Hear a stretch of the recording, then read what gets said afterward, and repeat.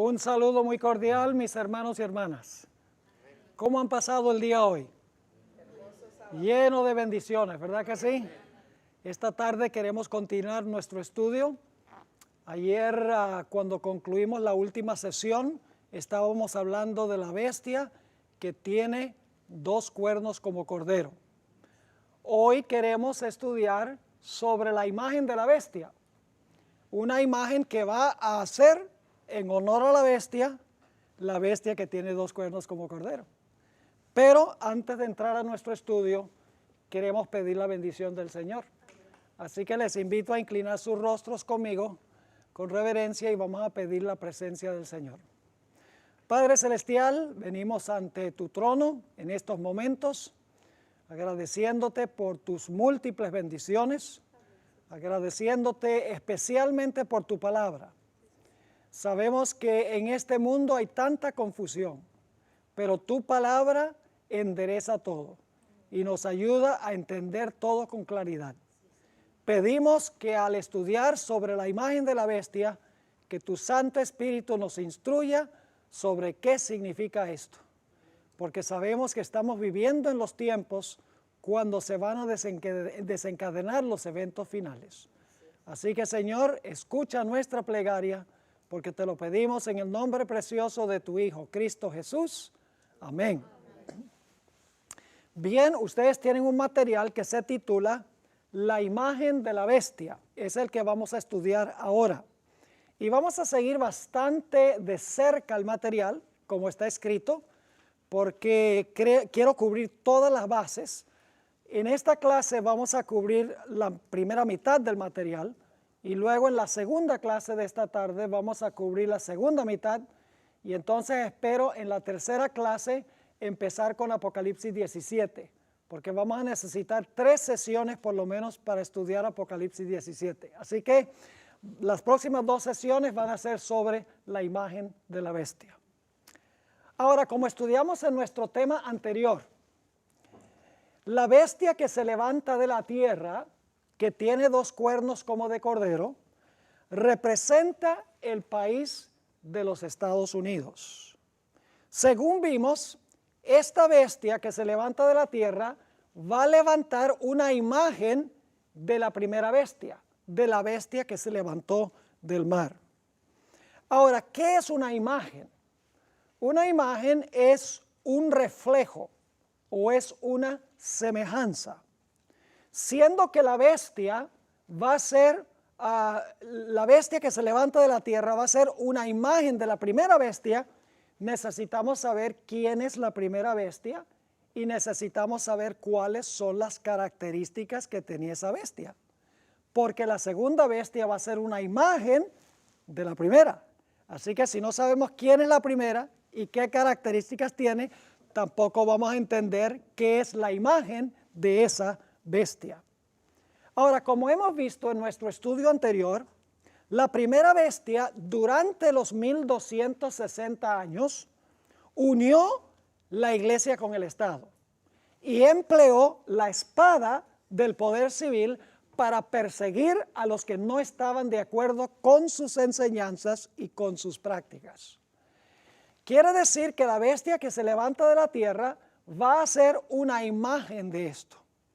Es decir, va a contrariar los principios que representan los 2 cuernos como de cordero y va a repudiar esos principios para establecer un sistema en los Estados Unidos parecido al sistema que existía durante el periodo de la primera bestia en la Edad Media en Europa. Es decir, va a ser una réplica de lo que fue el papado durante los 1260 años, uniendo la iglesia con el Estado y persiguiendo a los que no están de acuerdo con esta alianza o con esta unión. Se va a repetir otra vez la historia de Jesús, como hemos estudiado, donde se unió la iglesia con el poder civil para crucificar a Jesús.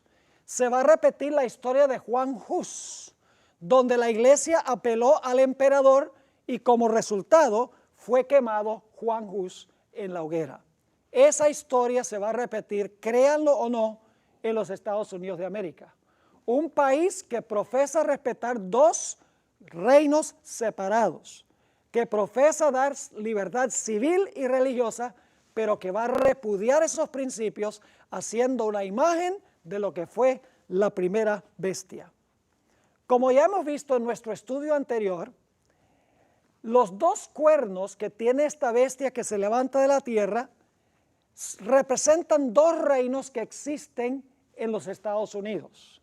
Y esos dos reinos, como hemos estudiado, son el reino civil y el reino religioso, es decir, la iglesia y el Estado.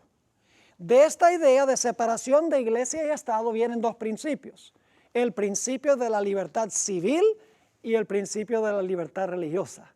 Usted no puede creer ni enseñar libertad civil y religiosa al menos que usted reconozca que hay dos reinos y que se deben mantener separados uno del otro.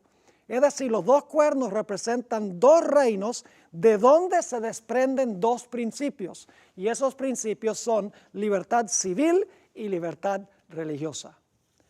Ahora, como mencionamos, esta bestia que se levanta de la tierra es una bestia un tanto esquizofrénica, porque es una bestia que tiene dos cuernos como de cordero. El cordero representa a Cristo. Los dos cuernos representan los dos reinos que reconoció Cristo Jesús, el Cordero de Dios: el reino de la iglesia y el reino del Estado.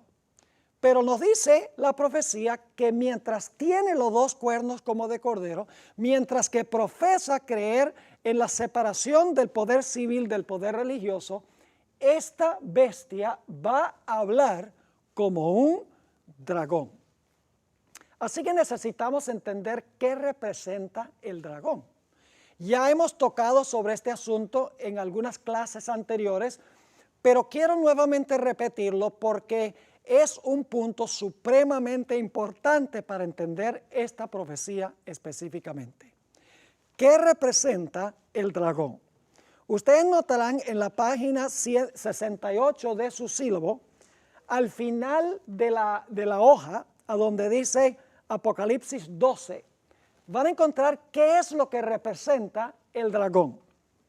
En primer lugar, tenemos Apocalipsis 12, 1 al 5. Allí nos dice que el dragón procuró matar al niño. Ahora, ¿qué representa allí el dragón que procuró matar al niño? Bueno, Apocalipsis 12 dice claramente que el dragón representa a Satanás. Apocalipsis 12, 7 al 9 dice que el dragón es la serpiente antigua, el diablo y Satanás. Pero nosotros sabemos que el diablo no se paró personalmente al lado de la mujer para matar al niño, sino que Satanás usó a Roma, un gobernante romano, para tratar de matar a Jesús cuando nació. Es decir, que el dragón representa a Satanás obrando a través del poder civil de Roma. Y luego tenemos la segunda etapa que se menciona aquí, Apocalipsis 12, 6, y luego los versículos 13 al 15, a donde dice que el dragón se lanza tras la mujer que tuvo que huir al desierto. Ahora, ¿qué representa ese dragón que se lanza contra la mujer una vez que el hijo se escapa de sus manos y asciende a Dios y a su trono? Se lanza el dragón contra la mujer y la mujer huye por 1260 años. ¿Qué representa el dragón durante ese periodo? Bueno, representa a Satanás, pero Satanás está obrando a través de ¿qué poder? A través de otra Roma, la Roma amalgamada, a través de Roma papal. Todavía el dragón representa a Satanás obrando por medio de Roma. Y luego tenemos la última etapa. Ustedes saben que después de los 1260 años hemos estudiado que la bestia recibió una herida mortal. Por un tiempo está inactiva, los últimos 200 años, según Malaquías Martín. Pero luego yo pregunto, ¿el dragón va a perseguir de nuevo? Claro que sí. Porque Apocalipsis 12, 17 dice, luego el dragón se airó contra la mujer y se fue a hacer guerra contra el remanente de la simiente de ella, los que guardan los mandamientos de Dios y tienen el testimonio de Jesucristo. Ahora yo pregunto, esta persecución final dice que el dragón se va a lanzar contra el remanente de la simiente de la mujer. Yo pregunto, ¿qué representa ahí el dragón? El dragón representa a Satanás, ¿sí o no? Satanás quiere destruir al pueblo de Dios, pero ¿a través de quién va a obrar Satanás? A través de Roma restaurada al poder cuando se le sane la herida mortal. ¿Están entendiendo el punto? Es decir, en todas las etapas, cuando trata Roma de matar al niño, cuando Roma papal persigue a la mujer, cuando Roma papal persigue al remanente final, el dragón representa a Roma en sus diferentes etapas. Ahora yo pregunto algo.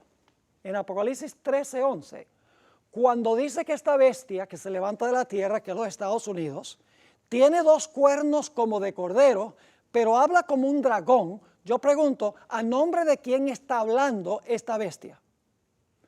Está hablando a nombre de Satanás, pero ¿cuál es el poder por el cual está hablando? Satanás, ¿a través de qué? A través de Roma papal resucitada al poder. ¿Sí están entendiendo el punto? Es decir, que cuando dice que esta bestia de la tierra habla como un dragón, está hablando como Satanás, sí, pero está hablando como Satanás en nombre de Roma, Roma papal. Y usted dice, ¿cómo sabemos eso? Es muy sencillo.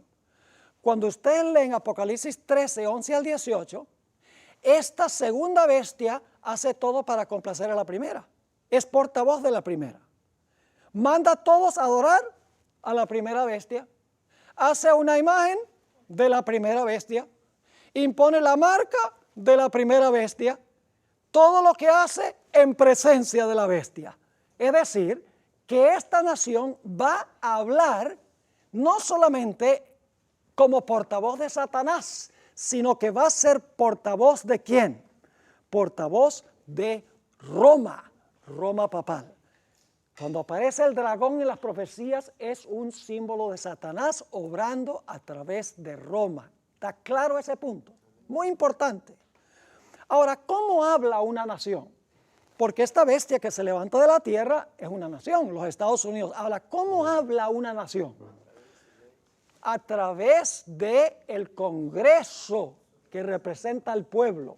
Note lo que dice Elena White en El conflicto de los siglos, página 495, esto está en la página 69 de su sílabo. Dice aquí Elena White, el hablar de la nación son los actos de sus autoridades ¿qué? Legislativas y judiciales. Por esos actos la nación desmentirá los principios liberales. Liberales significa en términos de amplitud, no liberales políticamente ni teológicamente, sino en términos de que es un país muy amplio, muy liberal. Dice, por esos actos la nación desmentirá los principios liberales y pacíficos que expresó como ¿qué? Como fundamentos de su política. Va a profesar una cosa y va a hacer otra distinta. Ahora, esta es una bestia peculiar. Hemos mencionado que es peculiar porque es la única vez en las profecías a donde se identifica qué clase de cuernos tiene una bestia. Por ejemplo, la bestia que tenía 10 cuernos en Apocalipsis 12, sencillamente dice que tenía 10 cuernos. En Apocalipsis 13 dice que tenía 10 cuernos. En Apocalipsis 17 la bestia también tenía 10 cuernos. No dice qué clase de cuernos. Pero este es el único lugar a donde se menciona la clase de cuernos. Son cuernos como de cordero. Ese debe ser un detalle supremamente importante. El cordero representa a Cristo. Los cuernos son reinos. Es decir, debemos buscar cuáles 2 reinos reconoció esta nación. Y yo pregunto, ¿cuáles son los 2 reinos que reconoció los Estados Unidos que había reconocido de antemano al Señor Jesucristo? El poder civil y el poder ¿qué? Religioso. Como dice en Mateo 22, Jesús declaró, dad pues a César lo que es de César y a Dios lo que es de Dios.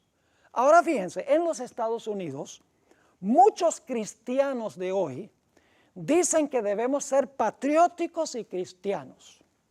Y declaran que para ser patrióticos y cristianos necesitamos presionar al gobierno para que apoye la religión en cosas tales como la oración en la escuela pública, como por ejemplo en vouchers para que podamos mandar nuestros hijos a escuelas privadas, escuelas religiosas, que debemos nosotros recibir dinero del gobierno, las iglesias, para llevar adelante su obra caritativa en favor de los pobres, que el gobierno debe apoyar exhibiciones religiosas en propiedades públicas. Dicen, si nosotros somos patrióticos y si nosotros en realidad somos cristianos, debemos presionar al gobierno para que exalte el cristianismo. Pero escuchen bien, ya hemos visto que separar los asuntos de la iglesia de los del Estado es cristiano, porque eso fue lo que hizo Cristo. Unirlos es característica del anticristo, no de Cristo. Así que ser cristiano significaría no usar el poder civil por parte de la iglesia. ¿Y qué diríamos de ser patrióticos?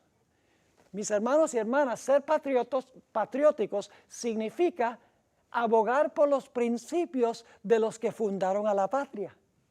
Pero los que fundaron la patria declararon que se debe separar la iglesia del Estado, y hoy en día los que supuestamente son patriotas quieren ir en contra de los fundadores en nombre del patriotismo y unir lo que los fundadores separaron. Es decir, mis hermanos y hermanas, si la iglesia se une con el Estado, eso es anticristiano, porque Jesús condenó eso. Y es antipatriótico porque los fundadores también condenaron eso. Ahora, quiero que repasemos la primera enmienda a la Constitución de los Estados Unidos. Ahí se encuentran los dos principios cardinales de los cuales hemos estado hablando: el poder civil y el poder religioso, libertad civil y religiosa. Ya la leímos ayer a esta enmienda, pero vamos a leerla de nuevo. Consta de 3 cláusulas. La primera cláusula se conoce como la cláusula del establecimiento, que el gobierno no puede establecer religión. La segunda cláusula se conoce como la cláusula del libre ejercicio. El gobierno no puede prohibir que usted practique su religión. Y la tercera cláusula tiene que ver ya con derechos civiles. Es decir, la primera enmienda a la Constitución, que es parte de la Constitución, garantiza libertad religiosa, porque el Congreso no puede hacer leyes que imponga religión ni que prohíba religión, y también tiene el segundo cuerno porque garantiza libertades civiles. Noten lo que dice la primera enmienda. El Congreso no hará ninguna ley, porque el Congreso redacta las leyes, ¿verdad que sí? El Congreso no hará ninguna ley que tenga que ver con el establecimiento de religión. Ahora, ¿saben lo que han dicho algunos evangélicos y pentecostales y algunos que quieren emplear el poder del gobierno? Ellos dicen, la primera enmienda lo que prohíbe es que el gobierno establezca una religión por encima de otra. Pero no prohíbe que el gobierno favorezca por igual a todas las religiones. Pero eso no es cierto. Porque la primera enmienda no dice, el Congreso no hará ninguna ley que tenga que ver con el establecimiento de una iglesia o de una religión. La primera enmienda dice, el Congreso no hará ninguna ley que tenga que ver con el establecimiento de religión. Es decir, el gobierno de los Estados Unidos, el Congreso, no puede hacer ninguna ley que tenga que ver con religión, ninguna ley religiosa.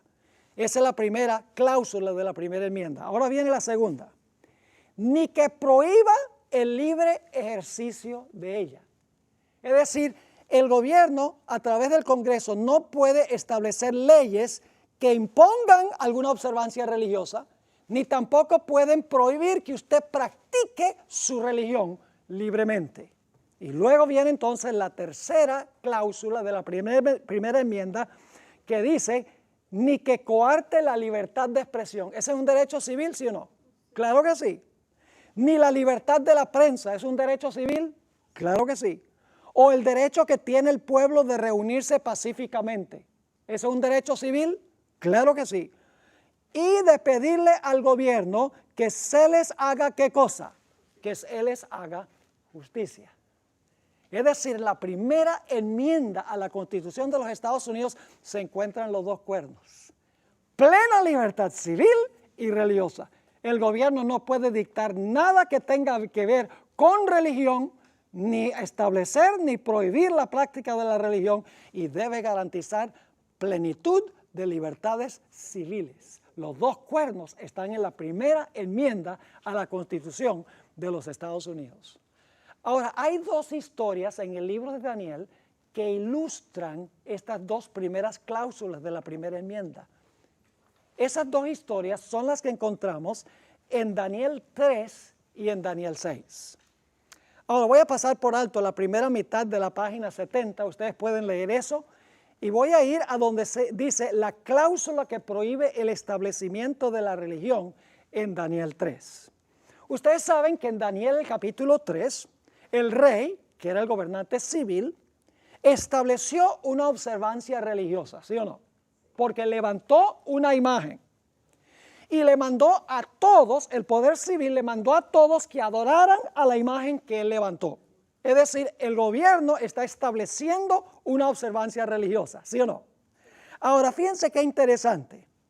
Los que rehusaran obedecer a esta ley religiosa dada por el civil, ¿qué iba a pasar con ellos? Iban a perder la vida, que es la libertad civil más preciosa que tiene un ser humano. El gobierno debe proteger la vida de la gente. Pero cuando el rey, el poder civil, impuso esta ley religiosa, él dijo, el que no esté de acuerdo va a perder no solo sus convicciones religiosas, sino que también va a perder su libertad civil, va a perder la vida. Es decir, que cuando se unió la iglesia con el Estado y el Estado estableció una observancia religiosa, el resultado fue la persecución. ¿Se dieron cuenta? Ahora, en otras partes del libro, esto es importante reconocerlo, en otras partes del libro vemos que Daniel y sus tres amigos eran fieles ciudadanos de Nabucodonosor. Es decir, obedecían todas las leyes legítimas del estado de Babilonia. Pero cuando se trató del rey imponer una ley que violaba los dictámenes de su propia conciencia, una ley que violaba su religión, ellos desobedecieron al poder civil. ¿Cuándo es el único tiempo que nosotros tenemos derecho de desobedecer al poder civil? Solamente cuando el poder civil se sobrepasa a su autoridad y se mete con la religión. En ese momento podemos obedecer a Dios y no a los hombres. Y eso fueron lo que hicieron. Los tres jóvenes dijeron, nosotros no vamos a arrodillarnos ante esta estatua, vamos a desobedecer el decreto del rey, porque el rey y el poder civil no tienen ningún derecho de imponer una observancia religiosa. ¿Ven cómo esto ilustra la primera cláusula de la primera enmienda? El gobierno está estableciendo religión. Ahora los tres jóvenes se pararon allí y no quisieron adorar la imagen. Es interesante leer cómo describe la hermana White el rostro de Nabucodonosor, porque ella lo vio en visión. Ella dice que cuando Nabucodonosor dijo, ¿y qué Dios os librará de mis manos? Dice que alzó la mano al cielo y que la cara de él parecía la cara de un demonio. Dice el espíritu de profecía. Estaba enfurecido porque no se estaba respetando el decreto civil y religioso que el rey estaba dando. Y los jóvenes no tenían sino una sola corte de apelación. ¿Tenían ellos alguna protección de las leyes humanas? ¿Cuál era su única corte de apelación? Su último recurso era confiar en Dios. Yo pregunto, ¿va a pasar esta historia de nuevo? ¿Saben dónde se cumple esto al final de la historia? Claro, en el Antiguo Testamento tenemos un rey literal, Nabucodonosor, que por un tiempo, dicho sea de paso, vivió de bestia, ¿no? Y levantó una imagen, mandó a todos que adoraran la imagen, y cualquiera que no adorara la imagen iba a ser muerto. Apocalipsis 13, 11 al 18 tiene todos esos elementos. La bestia levanta una imagen, el que no adora la imagen será muerto. Es decir, que el trasfondo de Apocalipsis 13, 11 al 18 se encuentra en Daniel el capítulo 3. Y los jóvenes se pararon y dijeron, Dios nos librará, y si no nos libra, igual, nosotros adoramos solamente a nuestro Dios. Y ustedes saben lo que Dios hizo. Dios intervino. Cristo Jesús mismo vino al horno de fuego para librar a esos 3 jóvenes de ser incinerados vivos. Es decir, que la historia de Daniel 3 lo que hace es ilustrar la primera cláusula de la primera enmienda a la Constitución. ¿Qué sucede cuando un gobierno impone una observancia religiosa? Inmediatamente viene la persecución y la violación de los derechos civiles. Daniel 6 es la otra historia. Esa ilustra la segunda cláusula de la primera enmienda a la Constitución. Y ustedes dicen, ¿cómo es eso? En Daniel el capítulo 6, el rey no está imponiendo religión. Lo que el rey está diciendo es que nadie puede orar por 30 días. Está prohibiendo que Daniel y otras personas practiquen su religión. Él no está diciendo, ustedes tienen que orar esta oración específica. No está estableciendo religión. Lo que está diciendo es que no pueden orar por un periodo de 30 días. Está prohibiendo el libre ejercicio de la religión. ¿Ven un poquito de diferencia ahí entre la primera historia y la segunda? Ahora, lo interesante es que Daniel dijo, no, yo no puedo obedecer esa ley porque está prohibiendo que yo ejerza libremente mi religión. El poder civil se ha sobrepasado a su nivel de autoridad. Que gobierne en los asuntos civiles, pero que no venga a legislar en asuntos religiosos.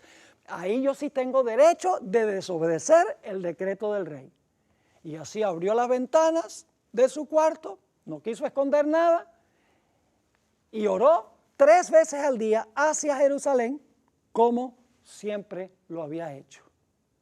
Y ustedes saben qué fue lo que pasó. Lo que pasó fue que lo echaron al foso de los leones. ¿Y cuál fue la última corte de apelación de Daniel? ¿Tenía alguna ley humana que lo protegiera? ¿Tenía algún apoyo humano? No. Su último recurso era recurrir ¿a quién? Al Dios a quien él continuamente servía. Y Dios intervino y cerró las bocas de los leones. Y los leones se volvieron gaticos.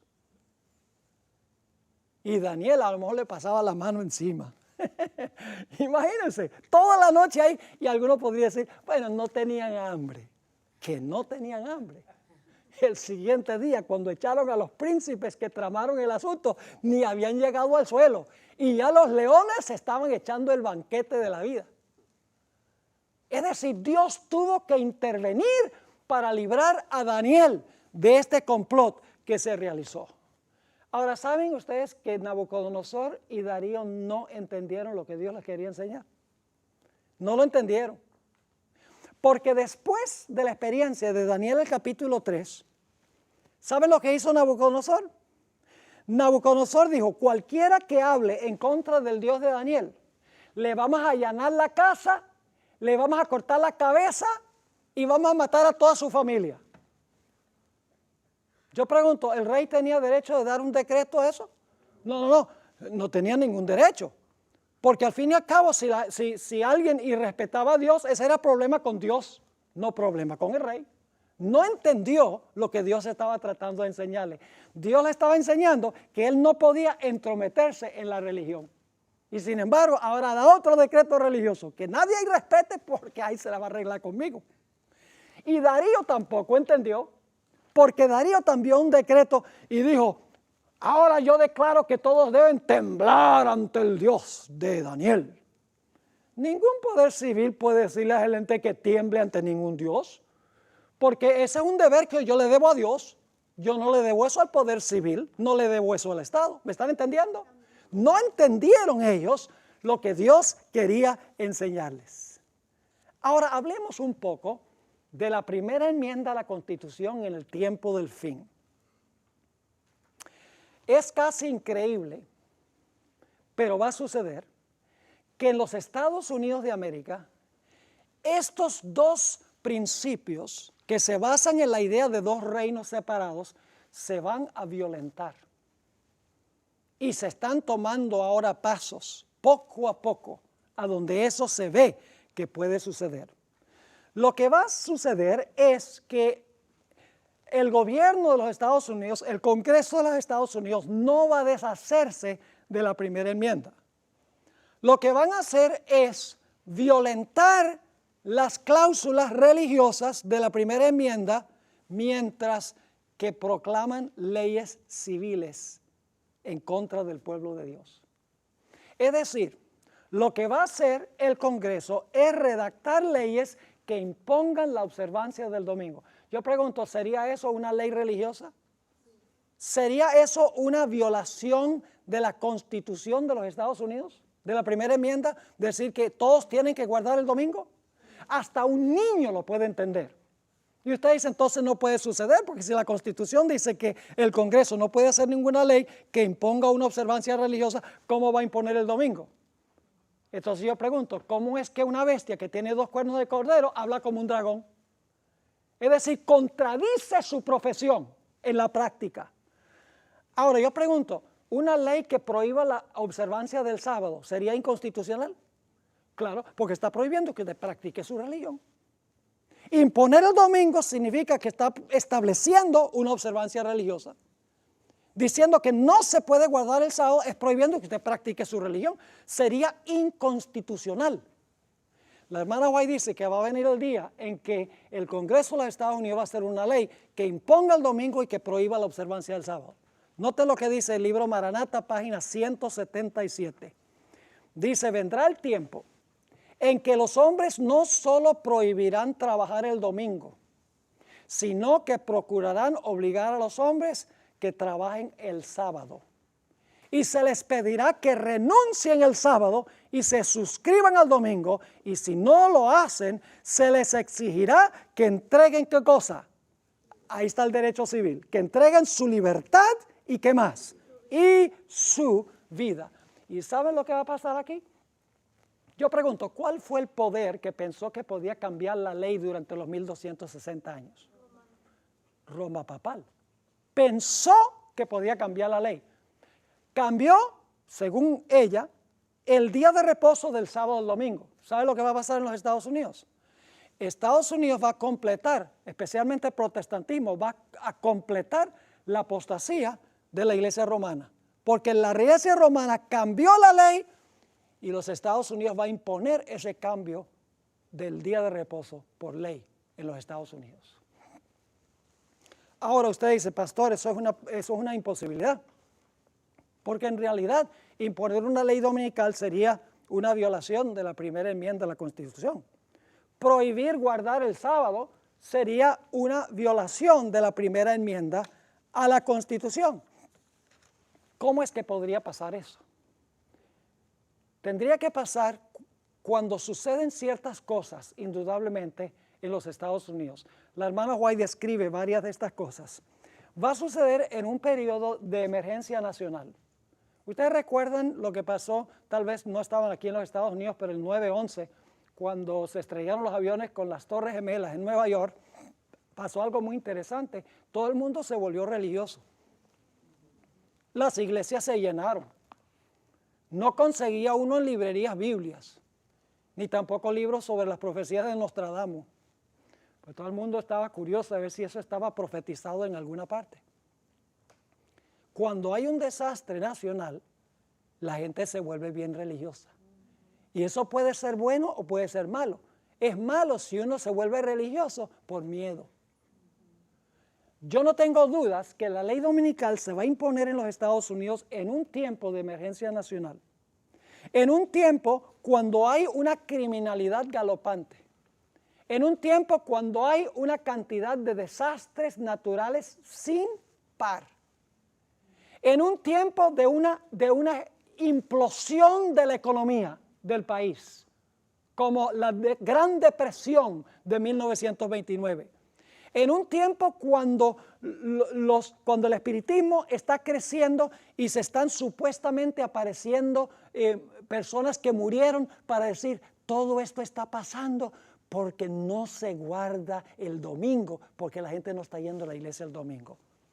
En todas esas circunstancias de emergencia nacional es a donde se podría explicar que se va a violentar la primera enmienda a la Constitución de los Estados Unidos. Ahora, los Estados Unidos tiene 3 ramos de gobierno, como muchos otros países. Tiene el ramo ejecutivo, el ramo legislativo y el ramo judicial. Son los tres ramos de gobierno que tienen los Estados Unidos. Ahora, el poder legislativo redacta las leyes. El poder ejecutivo hace cumplir las leyes y el poder judicial interpreta las leyes, por lo menos la Corte Suprema, interpreta las leyes y dice si son constitucionales o no son constitucionales. Ahora, a veces yo cuando estoy presentando estas cosas en diferentes sitios hago la pregunta, ¿cuál es el ramo de gobierno más poderoso en los Estados Unidos? Casi siempre cuando hago esa pregunta la gente dice, oh, es el poder ejecutivo, porque ese es el que tiene poder para hacer cumplir las leyes. Pero en los Estados Unidos, el ramo de gobierno más poderoso no es el ejecutivo, ni el legislativo, es el poder judicial. Particularmente la Corte Suprema de los Estados Unidos. Son 9 jueces que tienen un poder sin límites, básicamente, humanamente hablando. Les doy una ilustración para que puedan ver el poder que tiene la Corte Suprema. Algunos de ustedes recordarán la elección del año 2000. ¿Recuerdan la elección del año 2000 en la Florida? A donde no se sabía quién había ganado la elección. Si había ganado Gore, Dios me libre de eso. Si había ganado Gore, o si había ganado, ¿quién era el otro candidato? Bush, o si había ganado Bush. Y ustedes recuerdan que eso fue llevado a un tribunal, otro tribunal un poco más alto, otro tribunal, estaban metidos los abogados, había una discusión, que si se iban a recontar los votos, si no se iban a recontar los votos, era un desorden. Era una comedia para el mundo, en realidad. La gente decía, ¿cómo puede pasar eso en los Estados Unidos, un país que es tan organizado con una tecnología tan avanzada? Pero ¿saben lo que pasó finalmente? Finalmente el asunto fue a la Corte Suprema. Y 9 jueces dijeron, queda de presidente George Bush. Última corte de apelación. La Corte Suprema de los Estados Unidos eligió al presidente de los Estados Unidos, porque podría haber declarado que se contaran de nuevo los votos, pero no quiso hacerlo. La Corte Suprema tenía tanto poder que cuando la Corte Suprema dijo, ganó Bush, caso cerrado. Ahora, quiero hablarles un poquito de la Corte Suprema. La Corte Suprema tiene 9 jueces. De esos 9 jueces, 6 son católicos romanos. A pesar de que solamente el 25% de la población de los Estados Unidos es católica, el 66% de los jueces son católicos. Los jueces católicos, ustedes tienen los nombres aquí, el juez supremo de la Corte Suprema, John Roberts, los asociados Antonin Scalia, Clarence Thomas, Anthony Kennedy, Samuel Alito y finalmente la última, Sonia Sotomayor. Los medios de comunicación en los Estados Unidos están casi completamente controlados por los católicos. Es increíble. Además de eso, la Iglesia Católica se ha echado al bolsillo a Barack Obama, quien ha viajado hasta el Vaticano en varias ocasiones para entrevistarse con el Papa. Además de eso, recién elegido, le hicieron una invitación para presentar el discurso de graduación en la universidad más famosa católica en los Estados Unidos, la Universidad de Notre Dame, en el estado de Indiana.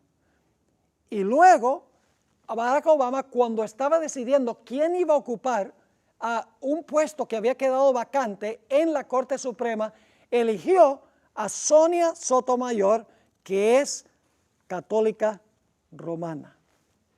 Ahora, lo interesante, hermanos y hermanas, es que no hay ninguna evidencia de que esta tendencia no continuará. Los jueces más liberales de la Corte Suprema, Kennedy, Ginsburg y otros, se están envejeciendo y Ginsburg por lo menos está de muy mala salud. ¿Podríamos imaginarnos nosotros cómo sería la Corte Suprema si tuviera 7 o más católicos romanos. Tiene 6 ahora, lo cual significa que tiene mayoría para interpretar cualquier ley que el Congreso haga para decir que es constitucional, aun cuando no sea constitucional. Es decir, escuchen bien, el Congreso redacta las leyes, pero alguien puede cuestionar una ley y decir, esa ley no es constitucional. Si alguien cuestiona la ley que redactó el Congreso y dice, esa ley no es constitucional, pueden apelar a la Corte Suprema.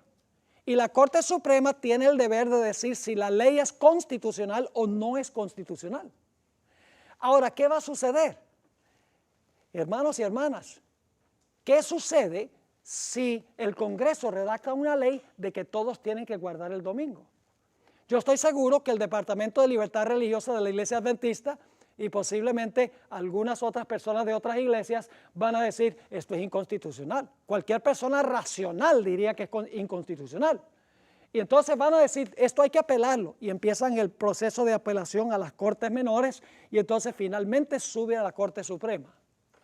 Yo pregunto, ¿la Corte Suprema podría decir que esa ley inconstitucional es constitucional? Sí, señor. Y si la Corte Suprema dice que es constitucional, la ley va. Ahora, ¿qué tal si se propone una ley del Congreso de que nadie puede ir a la iglesia el sábado? Nadie puede guardar el sábado como día de reposo. Yo estoy seguro que el Departamento de Libertad Religiosa de la Iglesia Adventista y otros individuos, tal vez de otras iglesias que abogan por la libertad religiosa, dirían, no, eso no puede ser. Esa ley es inconstitucional porque prohíbe el libre ejercicio de la religión, prohíbe que la gente guarde su día de reposo. Otra vez se apela a las Cortes Menores, sube hasta llegar a la Corte Suprema. ¿La Corte Suprema podría declarar que esa ley inconstitucional es constitucional? Claro que sí. Y si lo dice así, la ley va. Ahora podemos entender un poquito más. ¿Cómo es que esta bestia tiene 2 cuernos como de cordero? Y al mismo tiempo va a hablar como un dragón. No es que se quiebran los 2 cuernos. No es que van a decir, eliminemos la primera enmienda. No, van a quedarse con la primera enmienda, donde garantiza que la ley no puede establecer religión ni prohibir el libre ejercicio de la religión y va a garantizar los derechos civiles, ahí en la primera enmienda, pero en la práctica van a contradecir lo que dice la Constitución. ¿Les quedó claro ese punto? Ahora quiero leerles del Espíritu de Profecía lo que dice la hermana Juan, y la viejita sabía de qué hablaba. Escuchen bien, la hermana Juan escribió estas cosas cuando los protestantes no querían nada que ver con los católicos. Pero ella dijo, los católicos y los protestantes se van a unir. Y mañana les voy a compartir algunas cosas increíbles que están pasando entre los protestantes y los católicos. Que yo lo había leído decir, va a pasar, pero verlo es otra cosa distinta. Que sencillamente leer, sí, viene algún día, pero viéndolo ahora en nuestro medio es algo espectacular. La hermana White escribió hace más de 120 años. Fíjense lo que dijo. En la Review and Herald, diciembre 11, 1888, dice ella, ellos, los cristianos, no se dan cuenta que cuando un gobierno protestante no significa que su religión es protestante, significa que es protestante en el sentido de sostiene los 2 principios sobre los cuales se basa el protestantismo. Los cristianos no se dan cuenta que cuando un gobierno protestante sacrifica los principios que la han hecho una nación libre e independiente y por medio de medidas que legislativas introducen a la Constitución principios que propagan las falsedades y los engaños papales, están sumiendo al país en los horrores romanos de las edades oscuras. ¿Vamos a volver a lo que pasó en la Edad Media, sí o no? La Biblia lo llama la gran tribulación cual jamás se ha visto en la historia del planeta Tierra. Algunos adventistas dicen, pastor, eres un alarmista. La Corte Suprema de los Estados Unidos tiene jueces que son patrióticos y nunca retornarían a los Estados Unidos a la condición en que estaba la iglesia durante los 1260 años. Además, la iglesia católica ha cambiado. Hay teólogos adventistas que están diciendo eso ahora. Fíjense lo que dijo la sierva del Señor, El conflicto de los siglos, página 637. La iglesia católica romana, con todas sus ramificaciones en el mundo entero, forma una vasta organización bajo el control de la sede papal y destinada a servir los intereses de ésta. Instruye a sus millones de adeptos en todos los países del globo para que se consideren obligados a obedecer ¿a quién? A obedecer al Papa, exactamente. Sea cual fuere la nacionalidad o el gobierno de estos, deben considerar la autoridad de la iglesia por encima de todas las demás. Aunque juren fidelidad al Estado, siempre quedará en el fondo el voto de obediencia a Roma, que los absuelve de toda promesa contraria a los intereses de ella. Saben que recientemente políticos protestantes se han convertido al catolicismo. ¿Saben quién es Jeb Bush, que fue gobernador del estado de la Florida? Era metodista. La esposa católica se convirtió al catolicismo. ¿Han oído hablar de Newt Gingrich, que se postuló como precandidato para la presidencia de los Estados Unidos? Era bautista y se convirtió al catolicismo. ¿Han oído hablar de Tony Blair, el primer ministro de Gran Bretaña? Él era anglicano y se convirtió a la Iglesia Católica. Grandes políticos del mundo están uniéndose con la Iglesia Católica, y mañana les voy a hablar de pastores protestantes que están haciendo exactamente lo mismo. Algunos dicen, no, pastor, usted es un alarmista, no hay nada que temer, el papado ha cambiado. Mire cómo el papado habla de ayudar a los pobres. Judas también hablaba de ayudar a los pobres. Y se le llama el hijo de perdición, que es el mismo nombre que le da 2 Tesalonicenses al hombre de pecado. Es una fachada.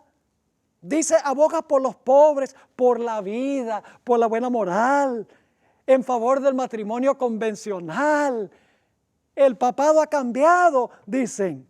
Pero yo pregunto, ¿cuántos de los dogmas de la Iglesia Católica han cambiado? ¿Todavía creen las indulgencias? ¿Todavía creen que podemos pedirle favores a María? ¿Todavía ahora por los muertos y a los muertos? ¿Todavía cree que el domingo es el día de reposo? ¿Todavía cree que María es la madre de Jesús, la madre de Dios? ¿Todavía creen que María fue concebida sin pecado? ¿Todavía creen que María ascendió corporalmente al cielo? ¿En qué doctrina ha cambiado la Iglesia Católica? En ninguna. Lo que ha tenido es un facelift. Le han puesto maquillaje, le han arreglado el pelo para que se parezca, que sea diferente, pero en su esencia es una iglesia y un estado con aspiraciones de dominio global. Téngalo por cierto que eso es correcto. Fíjense lo que dijo un teólogo católico. Dijo, en la minoría somos como un cordero. En la igualdad somos como una serpiente. Y en la mayoría somos como un león. Lo que pasa, la Iglesia Católica no ha sacado las uñas porque en este país ha estado en la minoría o en la igualdad. Pero cuando esté en la mayoría, se portará como un león. La mejor descripción del papado la da el espíritu de profecía. En el conflicto de los siglos 6-28. No hay mejor explicación en ningún libro que yo haya leído que la que da la hermana Guayaquil, la que voy a leer ahora. Forma parte de su política asumir el carácter que le permita realizar mejor sus fines. Pero bajo la apariencia variable del camaleón, ¿saben lo que es un camaleón? En El Salvador tienen camaleones, yo sé, en Latinoamérica hay camaleones. ¿Qué hace un camaleón? Cambia de color para parecerse al medio ambiente a donde está. Pero sigue siendo camaleón. Claro que sigue siendo camaleón. Así que la sierva del Señor dice, bajo la apariencia variable del camaleón, oculta el veneno invariable de la serpiente. La apariencia de camaleón, pero por debajo el veneno de la serpiente. Y usted dice, pastor, ¿por qué habla tan fuerte de la iglesia romana? Estoy hablando de la iglesia romana como organización, no a la gente dentro de la iglesia romana, porque hay gente, la mayoría del pueblo de Dios está, verdadero pueblo de Dios está en la iglesia católica y en las iglesias protestantes y no saben nada de esto. Y cuando lo saben, dicen, yo no me quedo aquí, yo salgo. No estamos hablando mal de personas, ni siquiera de sacerdotes, ni tampoco voy a hablar mal del Papa. Pero sí puedo hablar de la organización, porque la Biblia claramente contempla la organización. Tal vez ustedes han oído hablar de la historia del sapo y el escorpión. ¿Han oído hablar de esa historia? En un lado de un río estaba un sapo y un escorpión. Y el escorpión quería cruzar el río, pero no sabe nadar, el sapo sí. Entonces le dice al sapo, oye, déjame montarme encima tuyo para que me lleves al otro lado del río.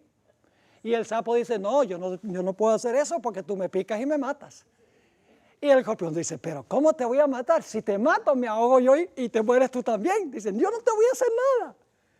Y finalmente lo convenció y se montó encima del sapo y el sapo está nadando, cruzando el río y de repente cuando está en medio del río, le mete el piconazo.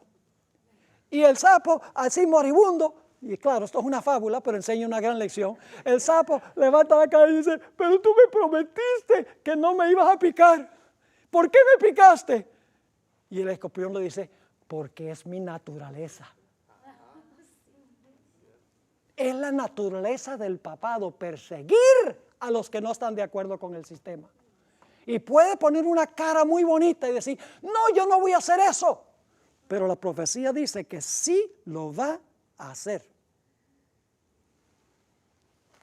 Nuevamente, forma parte de su política asumir el carácter que le permita realizar mejor sus fines, pero bajo la apariencia variable del camaleón oculta el veneno invariable de la serpiente. Hace más de 120 años, la hermana White escribió esto, será nuestra última cita de este segmento. Se encuentra en Signs of the Times, Señales de los Tiempos, junio 12, 1893. Todas estas citas yo las traduje, no están en español, pero yo las traduje para que puedan leerlas, porque no están bien versados en el idioma del cielo, que es el inglés. Y usted dice, no puede ser, es el español. No es el inglés, ¿saben por qué? Porque los gringos no hablan ningún otro idioma. Entonces Dios por misericordia, vamos a dejar que hablen inglés. No, es una broma nada más. Signs of the Times, junio 12, 1893. Escuchen bien. Cuando la tierra que el Señor levantó para darle refugio a su pueblo, para que pudieran adorarle conforme a los dictados de sus propias conciencias, la tierra sobre la cual Dios ha colocado por largos años el escudo de la omnipotencia. La tierra que Dios ha favorecido haciéndola depositaria de la religión pura de Cristo. Cuando dicha tierra, por medio de sus legisladores, eso sería un acto nacional, ¿verdad? Por medio de sus legisladores, repudie los principios del protestantismo y apoye la apostasía romana que procuró alterar la ley de Dios, entonces se revelará la obra final del hombre de pecado. Los protestantes, escuchen esto, los protestantes le brindarán toda su influencia y apoyo al papado. Y usted dice, imposible, pastor, eso no va a pasar. Está pasando. No es que va a pasar, está pasando. Y mañana les voy a compartir algunos datos que demuestran que está pasando. Sigue diciendo, por un acto nacional. ¿Qué es un acto nacional? Es una ley del Congreso, mis hermanos y hermanas. Un acto nacional es una decisión que toma toda la nación. Dice, por un acto nacional, impondrán la observancia del falso sábado. Y ahora fíjense la terminología. Y le darán vida y vigor a la fe corrupta de Roma. ¿Qué significan esas palabras que le darán vida y vigor? Debe ser que el papado hasta ese momento no tenía vida ni vigor. ¿Por qué no tenía vida ni vigor? Porque tiene una herida mortal. Y luego, por si acaso no entendieron lo que significa vida y vigor, sigue diciendo, por un acto nacional, impondrán la observancia del falso sábado y le darán vida y vigor a la fe corrupta de Roma, y así, ¿qué cosa? Revivirán, porque tiene una herida mortal, revivirán su tiranía y su opresión de la conciencia. Entonces será tiempo para que Dios obre con gran poder para vindicar su verdad, como lo hizo en Babilonia con Daniel y sus 3 amigos. Cuando el poder civil impuso religión y prohibió el libre ejercicio de la religión, Dios les dio cuerda y les permitió, dijo, háganlo. Pero cuando llegó a cierto punto, Dios dijo, hasta aquí y no más. Y Dios intervino y libró a los 3 jóvenes del horno de fuego por un milagro sobrenatural. Y libró a Daniel de las bocas de los leones, ahí en el foso de los leones. De la misma manera, mis hermanos y hermanas, cuando el pueblo de Dios al final de la historia sea perseguido por esta coalición, esta unión entre la iglesia y el Estado, esta unión fornicaria de la cual hablan las Escrituras, cuando la ramera se una con los reyes de la tierra y se una con el protestantismo, esta triple unión, nosotros no tendremos ninguna corte de apelación humana, pero tendremos la más grande corte de apelación del universo. Podremos apelar a Dios.